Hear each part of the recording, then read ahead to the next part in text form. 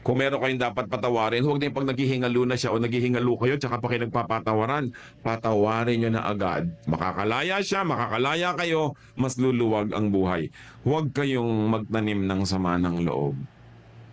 Yung puso niyo dapat tinatayaman ng pag-ibig, hindi ng sama ng loob, hindi ng galit, hindi ng mga hinanakit, himutok, hindi ng mga pains and sorrows.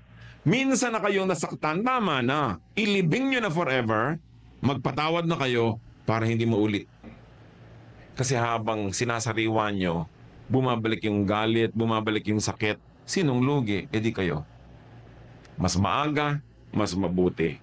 Kasi maiksi ang buhay. Sayang ang bawat saglit na inubos mo sa pagiging galit. Pwede naman sanang inubos sa pagiging masaya. It is your decision.